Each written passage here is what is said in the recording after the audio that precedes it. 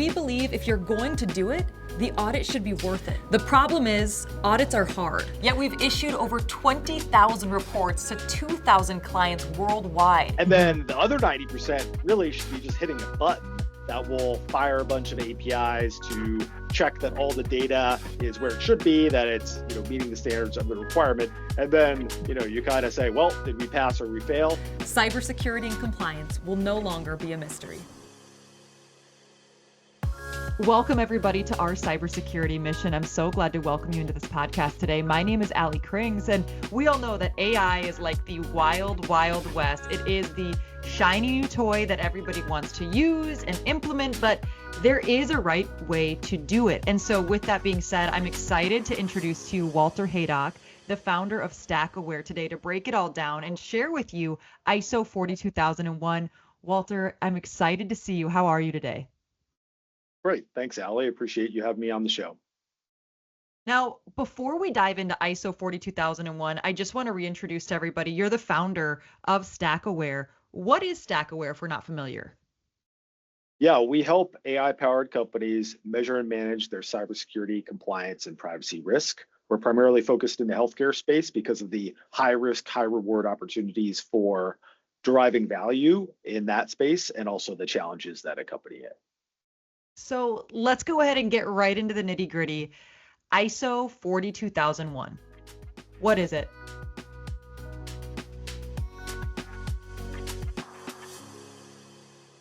ISO 42001 is an internationally accepted system for governing artificial intelligence use, and it creates a framework or a playbook for building what the standard calls an AI management system. So that is a set of rules, controls, policies for how an organization deploys, develops, operates artificial intelligence systems. Who is this standard for then, or who should be looking to get certified in ISO 42001? That's a great question. ISO 42001 is very flexible in that essentially any organization can be certified under it. My company, StackAware, is ISO 42001 certified. We do not train or fine-tune any AI systems, but we do heavily use third-party systems, and we are certified under the standard. Now, conversely, there are companies like Anthropic that are big-time developers of AI models, and they sell them commercially, and they are also ISO 42001 certified. And then some of the hyperscale cloud providers like Amazon, for example, have had a small subset of their services included in ISO 42001 certification scope. So with this certification and these standards, do you have to get certified in order for them to be beneficial to you? No, you can definitely use ISO 42001 or any ISO standard as a framework for how you govern your use of artificial intelligence. So several of my clients are pursuing a readiness rather than a certification approach because they are trying to use the principles of the standard without necessarily undergoing an external audit. Additionally, this is a unique, I'd say it is a unique characteristic of ISO 42001 in that in Colorado, the state government passed a law that specifically calls out ISO 42001 along with the NIST AI risk management framework as a standard under which if you were otherwise in compliance with it, you can have safe harbor under certain provisions of the law. Now, exactly what otherwise in compliance means is not yet clear. Does that mean you've been certified by an external auditor? Does it mean you've self-certified? That's not clear yet, but nonetheless, it has been called out as providing safe harbor under certain circumstances. Do you envision that other states or other areas are going to start following suit the way that Colorado has? Other states in the US are definitely going to create their own AI governance laws. We're already seeing this in Texas. Utah has a slew of laws, including some that are very specific, like regulating mental health chatbots. And we are probably going to see other states come up with similar standards to Colorado, take a very heavy touch approach like Colorado has. We're going to see states take a light touch approach like Texas has, and we're going to see states take an in the middle approach. A key piece of ISO 42001, though, is that it gives you a system to process all of these external requirements. The standard calls them external issues, and factor them into your AI management system to ensure that you're complying with a full range of regulations or other obligations.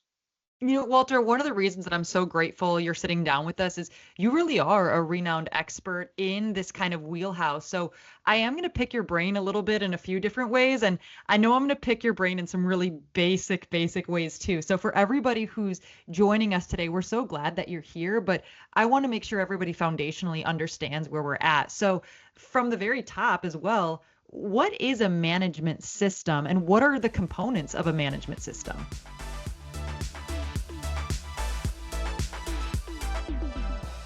According to ISO standards, a management system is the implementation of a series of requirements for managing something. There are a variety of ISO standards. For example, ISO 27001 is focused on building an information security management system. ISO 27701 is focused on building a privacy information management system. And 42001 is built on, or is meant to build an artificial intelligence management system. So it is a way of doing business that is defined by that document, by the relevant document. It really does help take away the mystery of, I think when you're doing anything, it's not just about governing AI or certain ideas, but having that management system does set you up for success. And I know that StackAware recently became AI certified or ISO 42001. Can you just walk us through that perspective of what it was like going through that certification process? Absolutely. So the initial stage was evaluating the standard itself. So when StackAware went through the process, it was in early 2024, and the standard had just been finalized in December of the previous year. So we needed to do a comprehensive from the ground up analysis of the standards requirements. And then we needed to document the way in which we were complying with the standard in a human readable way. And one of my, I guess, objectives or potentially even a pet peeve is that sometimes compliance engagements require depicting data in a certain way. And that creates the potential to have drift between how you're doing business from an operational perspective and then how you're presenting it to auditors. So a key thing that I wanted to do was avoid having that drift. And we haven't been perfect, frankly. It's been a process, but something that we did was automating as much as possible such that we could have an auditor-friendly view against that perfectly mirrored our internal processes. So we weren't developing two ways of doing business. So that was an initial thing that we needed to do. Then we needed to conduct risk and impact assessments for all of the AI systems that were in use. We needed to develop a series of controls to manage those risks. And then we documented that in a statement of applicability, which is a way that you express how you are tackling some of those challenges that arise. So that's how we prepared for the audit. Happy to talk about the actual mechanics of it itself, but I'll pause there. No, I'd love for you to keep going on because this is, I think, why people tune in today, right? You're curious about what it is, how you do it, how you prepare for it, and what to expect when you're actually going through it. So will you just walk us through, maybe even like a time frame would be helpful. Was this done in a week or was this done in, how many months or how long did it take?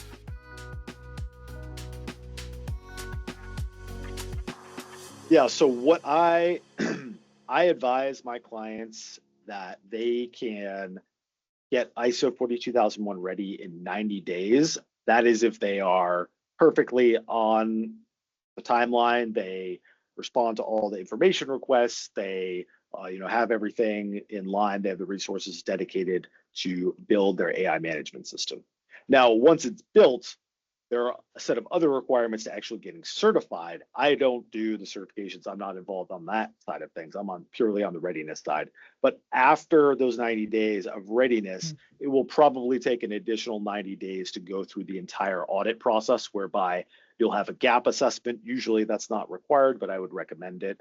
You'll have a gap assessment from the auditor. Then you'll have a stage 1 audit that is primarily focused on clauses 4 through 10 of the ISO 42001 standard. Then you'll have a stage 2 audit, which is more focused on the specific set of controls in your statement of applicability. And the auditor will review your compliance with all of those things during those 2 audits. I think for a lot of people when they're going through any audit, right, not just an ISO audit, it can be really stressful. It can be overwhelming. What was your mindset like when finally the auditor's walking through your door and checking out all the boxes? How do you stay, kind of at ease in that?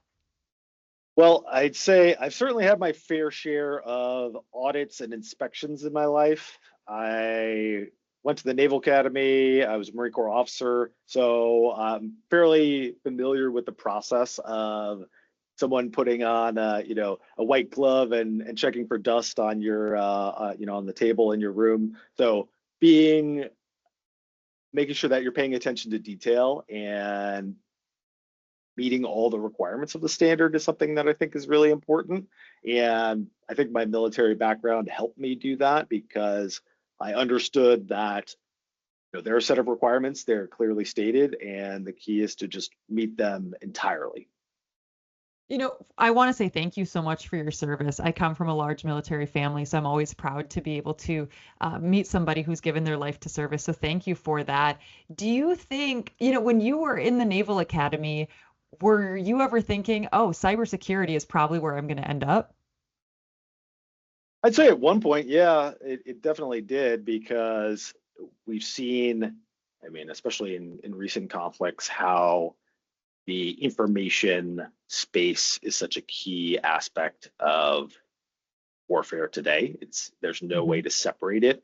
And that's been apparent for 20 years at this point. The United States is pretty savvy in that area, and we've used that to great effect, but some of our adversaries are as well. China, Russia, they're both very aggressive in cyberspace, specifically in the espionage and potentially even sabotage areas. So understanding their capabilities, seeing what they could do, was something that was always on my mind when I was active duty, and then when I moved into the private sector as well. Do you think part of the ISO 42001 or different certification processes appeal to you because they have a rigid structure or guidelines? Is that something that you're drawn to with a militant background? I'd say that audit standards or compliance standards are very useful because they give a playbook to companies that are trying to manage a certain type of risk, achieve a certain type of outcome. Sometimes I can be frustrated when the goal of the exercise becomes more focused on checking the box rather than managing the risk, where managing the risk is really why we're doing the exercise to begin with. So I'd love to see ways in which audits become, frankly, more automated in some ways, and then more automated from a technical perspective, but less automated from a robotic perspective, from a human acting like a robot perspective. So optimally, if you had in a perfect world, an audit would consist of about 10% of a human determining the scope, plugging all the data pipelines together, making sure that the target organization is not hiding anything, that they're not actually trying to defraud the auditor. But that's a very small part of it. And then the other 90% really should be just hitting a button that will fire a bunch of APIs to check that all the data is where it should be, that it's meeting the standards of the requirement. And then you kind of say, well, did we pass or we fail? And if we failed, where did we fail? What are the nonconformities? How do we move forward? So that's my perspective. I'd love to see more automation, but less robotic behavior. It's such an interesting just comment in general, because I think so many people have loved the way that you can adopt AI, both in work and your personal life. And we're seeing the way that, yes, they can mimic a lot of human-like responses, but a lot of the times the cadence is a little bit off or the sentiment is a little bit off. So you do get that robotic-like appearance again and again. Walter, I want to ask, because you just mentioned it as well, with audits, sometimes you don't pass them, right? And that's why you do have like a readiness program for other people to help set them up for success. But I wanted to know, in that process, where do you see people struggle most when they're trying and striving to put a management system in place?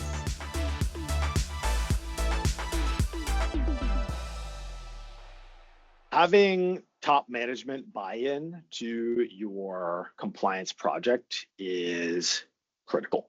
So Okay. for ISO 42001, for 27001, I will do for my clients as much as I humanly can do, as much as I am allowed to do, but there are certain things that I cannot do. So, for example, I can't force management to approve the AI objectives. I can't I can propose some AI objectives, but I can't force management to approve the objectives. I can't force them to approve the policies. Those are all things that the organization in question needs to do itself. And having your top management aware of these requirements, that they're going to need to participate in a management review, that they're going to need to approve these objectives, they're going to need to sign off on policies, they're going to need to dedicate resources to compliance. That's a key thing to have in mind before you start down the journey, because you can't, I'd love it if it were the case, but you can't just kind of take a skeleton of compliance and then try to jam it into the organization and have everything work out perfectly. There's going to need to be some organic work done. So how do we get to a place where top management is buying in from the get-go? What are the conversations that we need to have, or even the expectations that we can lay out for them to set everybody up for success? Something that security leaders or governance leaders or compliance leaders can do, and this has almost become kind of trite to say at this point, but is to ensure that you're supporting the business. So a concrete example would be, if you're developing your AI objectives, rather than just making up something that sounds good or you think that is important to the security or compliance team, work with top management to understand what are they trying to accomplish from a business perspective. So an example would be, what percentage of customer support tickets for our AI systems are related to bugs or downtime or something like that? At most software companies or tech companies, that's probably something that top management is going to want to reduce the number of tickets related to software bugs. So you could integrate that into your AI management system and actively track that and use ISO 42001 as a way to pursue that objective in a way that meets the compliance requirements, but also meets the business requirements. What I think is exciting about ISO 42001, is exciting the right word to use about? Hey, I'm excited about international standards. I'm excited. Good. I think about ISO 27001, where it's been around for over a couple decades and it's continually, just adopted as the grandfather, right? Here, we're moving into something similar with ISO 42001. But then, of course, AI is not that new, or people who are adopting it today maybe don't have that much experience with it, so it can be a little bit more intimidating. Will you walk us through how is ISO 27001 and ISO 42001, how are they similar, and then where do they start to break down?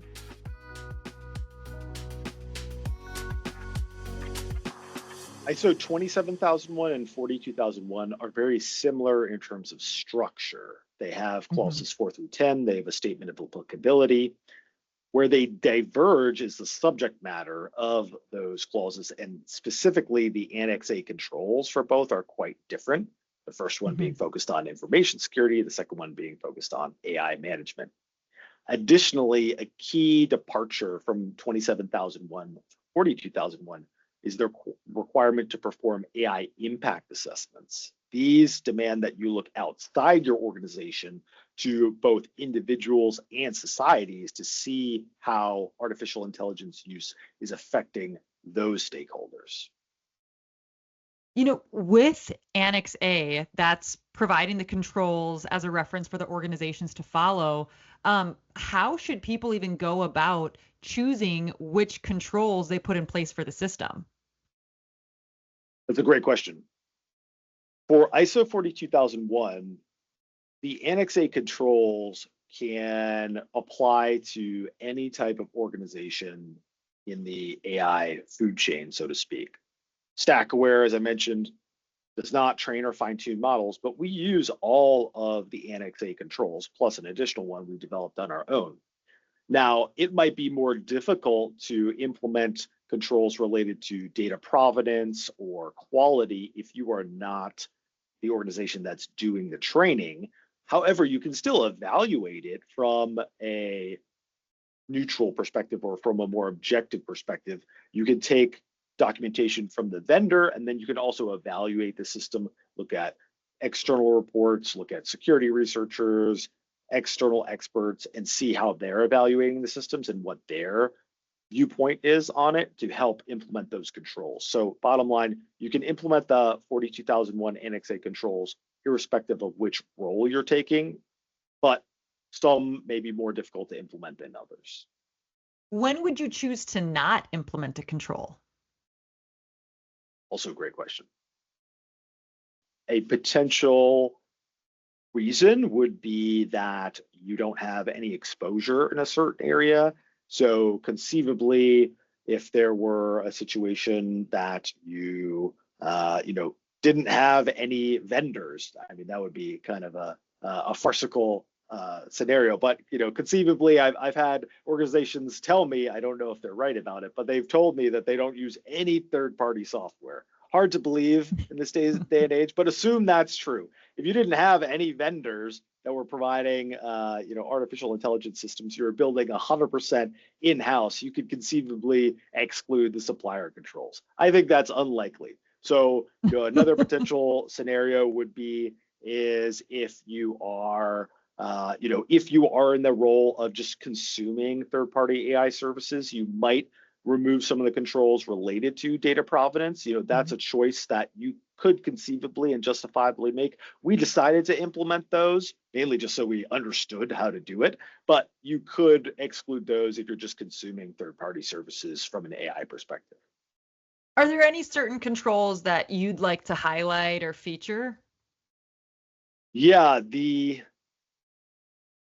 from a control perspective, I think it's important to highlight the Section A.6 controls around AI system lifecycle. And I like the ISO 42001 standard from a conceptual perspective, but from a purely documentation perspective, it's actually kind of difficult to understand. There's a lot of overlap of different controls and requirements, especially in the Annex B implementation guidance. So what StackAware has done is we've developed an approach called the AI system assessment, which allows you to look at a clear set of criteria, transparency, observability, fairness even, and then that maps back to the ISO 42001 Annex A controls. And I would recommend taking a look at our approach, which is freely available on the internet, and using that as a starting point before you start trying to implement the Alpha.6 controls on your own, because it might be a little tricky. And by the way, for everybody who is listening and joining us with Walter Haydock today, I do want to invite you. The website is StackAware,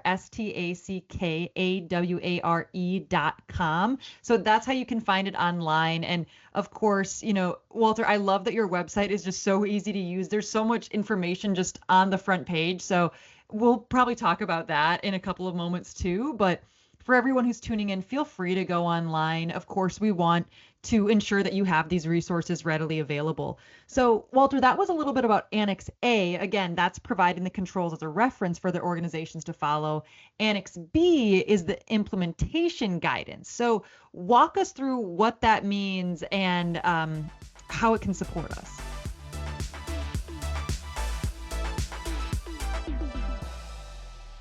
In ISO 27001, that document doesn't have an equivalent of Annex B. There's ISO 27002, which explains essentially how you implement all the Annex A controls.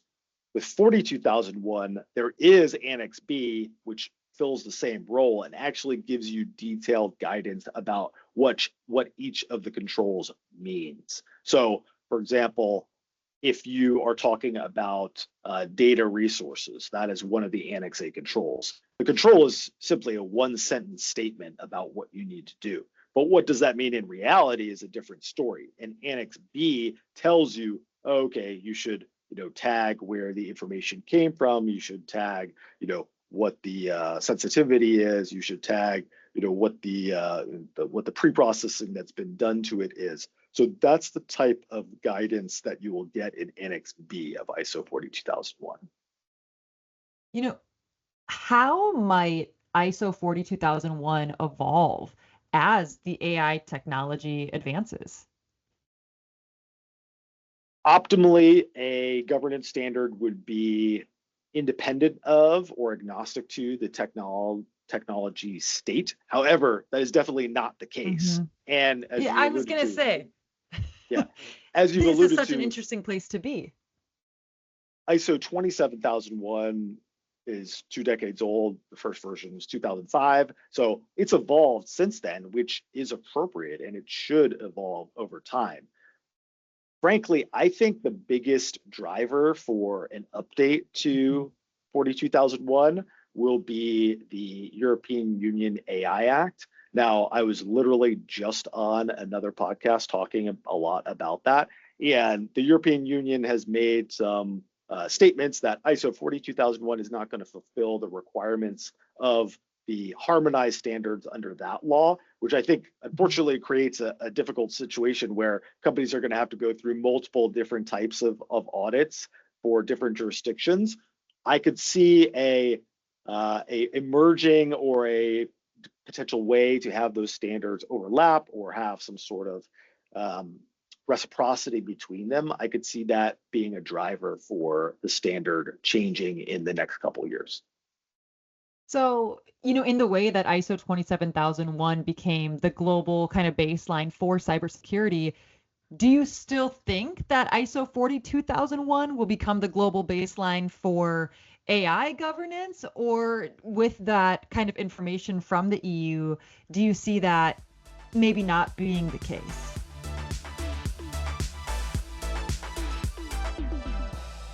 If the EU wanted to have their harmonized standard under the AI Act become the global standard, they should have done it 5 years ago. They are way too late to try to create a new standard on top of or in addition to 42001. According to the head of the technical committee who's developing the standard, it's not going to be done until the end of 2025. So that'll be 2 years after ISO 42001 was published, and it'll be 7 months before the high risk provisions of the EU AI Act come online. There is no way companies are going to be able to, or at least the vast majority of them, going to be able to implement the requirements of this new standard within 7 months.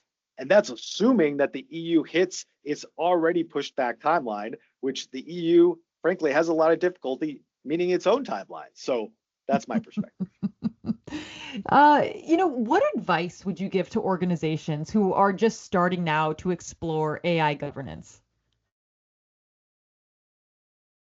The first thing that I would recommend to any organization focused on AI governance is developing the policy. So explain what is acceptable, what is not acceptable to your employees so they understand.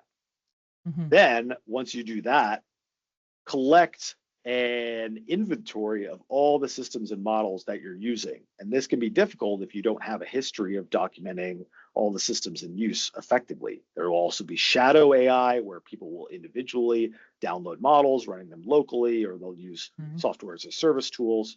Then once you have that inventory, then the third step I would recommend is doing a comprehensive risk assessment of all those systems in use to identify any potential challenges for the organization and confirm whether they are meeting the AI policy or you need to apply some sort of compensating control to address those issues. I know we've kind of run the gamut a little bit in this interview to walk through the basics and some more nitty-gritty pieces. But I do want to answer some more of those simpler questions about ISO 42001 as well. For somebody who's wondering, why do I need this? Why would this help build trust with my clients? Can you explain that, how ISO 42001 can really be a huge asset?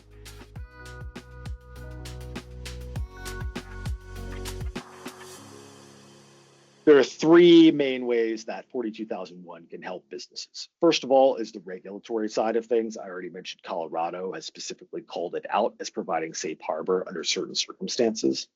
Second of all, there's the trust building aspect, as you alluded to. So companies that have 42001 certification can provide assurances to their customers that they have an effective way for managing AI risk.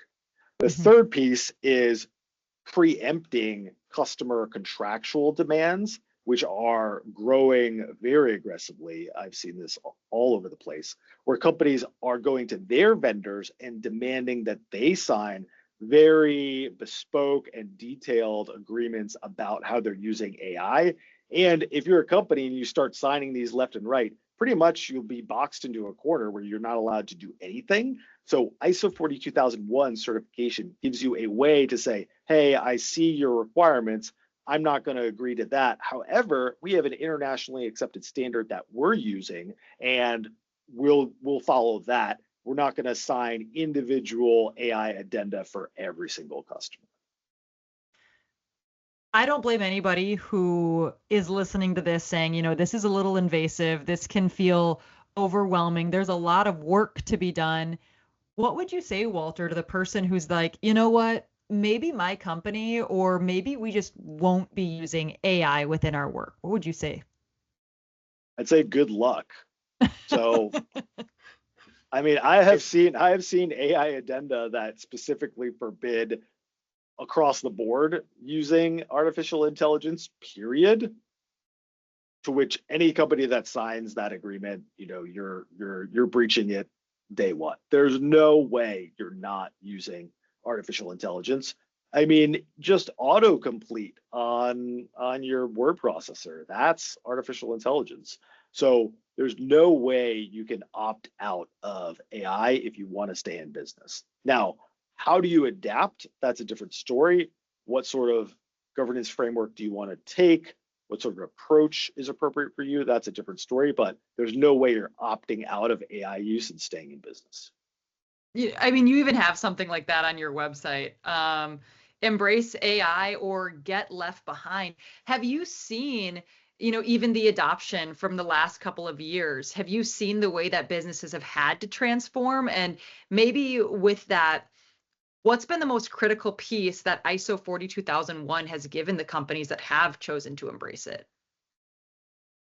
StackAware started work in the AI governance space prior to the publication of ISO 42001. And our work there was primarily focused on helping companies meet existing compliance obligations and also manage their risk while using AI.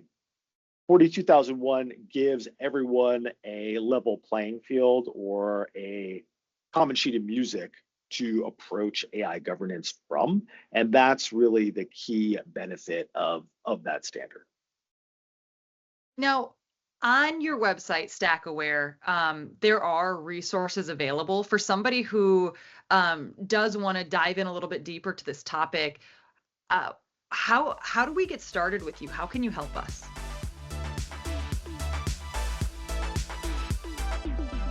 The first way that companies take advantage of StackAware is through using our free resources. We have a wealth of email courses. We have a set of AI governance templates that I'm happy to share with you the links to that are completely free, and you can download those and start using them on your own. On the other side of the spectrum is our consulting clients, and in that capacity, we basically take on the role of a deputy CISO or a deputy AI governance chief for the organization, where we're working with an executive leader at the company, but doing all of the heavy lifting from an AI governance and security perspective. We're doing the risk assessments. We're helping them understand their internal and external issues from a regulatory perspective. We're documenting all the systems that are in use. We're inventorying them. We're keeping them continuously appraised of any changes to those systems. And that is our premier offering. And we will help get you to ISO 42001 readiness as part of that process. So that's how we work with companies. So just a quick reminder, everybody, it's stackaware.com. Will be in the show notes down below. So whether you're on YouTube or Apple, Spotify, however you guys are listening today, you can find it all in our show notes. So it'll be really easy to go ahead and click along. Walter, I know that there's probably some listeners who are joining us saying, hey, I'm a little bit far away from being ready for this certification. But maybe we can just give some helpful tips on how to just set up some base guidelines on what they can take away to show up at work tomorrow to support their team. Some quick wins that you can deliver from an AI governance and security perspective would be, one, looking at the tools that you're using. Are they training on the data that you're providing to them? So if they are, that could result in something that I call unintended training, which even big companies like Amazon, for example, have experienced, whereby they provided sensitive information regarding their internal architecture to ChatGPT, and then OpenAI trained their models on that data and was able to reproduce it to other Amazon personnel in a very convincing manner that implied that OpenAI had access to inside information, which it did in that case. So that could result in the dilution of your intellectual property, a loss of trade secrets. It could result in regulatory compliance violations, especially related to HIPAA, if you're processing protected health information, God forbid, without a business associate agreement in place. So looking out for unintended training would be a first thing that I would recommend. Happy to provide some other examples, though. That's wonderful. This has been such an insightful conversation. I know that we're about to let you go here, but Walter, we know how to get to your website. Can we follow along with you on social media? Is LinkedIn the best way to stay in touch with what's hot and new in your life? I believe I'm the only Walter Haydock because my father is not on social media. So look me up, give me a follow. I post at least once a day, and then you'll get links to all my resources, my email list, all the documents that I discussed during the show.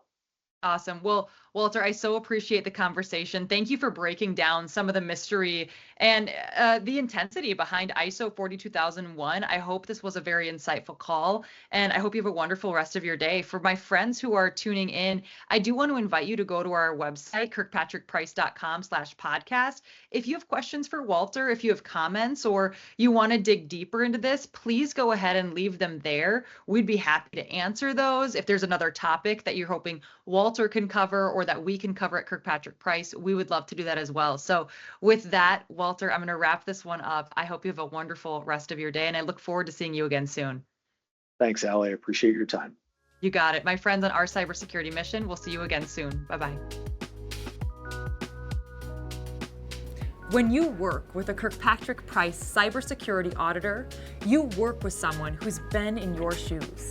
Let's see what the next expert is ready to share to support you in your cybersecurity mission. Hi, I'm Cherry Kent. I'm a Senior Information Security Auditor at Kirkpatrick Price, and I'd like to talk to you today about testing your incident response plan. I'm also a marathon runner, so how is incident response like marathon running? First of all, you have to have that plan in place because you need to know what you're going to do on the day that you actually have to execute the plan. So you get your crew together and you start brainstorming. You come up with different types of scenarios that could possibly happen. Maybe you'll focus on one particular scenario, such as ransomware, to discuss that day. And you'll have all your experts in there and have them suggesting things that you need to do. And during this process, you may find that there's some weaknesses in your plan. So at that point, when you actually conclude the testing, then you're able to document what you need to go back and change in your incident response plan. So after you've done that, you've finished for that particular test, and you have a plan in place, and you've tested it, and then you can repeat the whole thing next year. Are you ready to join a community of 10,000 people who are working together to elevate the standards for cybersecurity and compliance? It's free to sign up at kirkpatrickprice.com/podcast or check the show notes and achieve greater levels of assurance today. Thanks for joining us on our cybersecurity mission.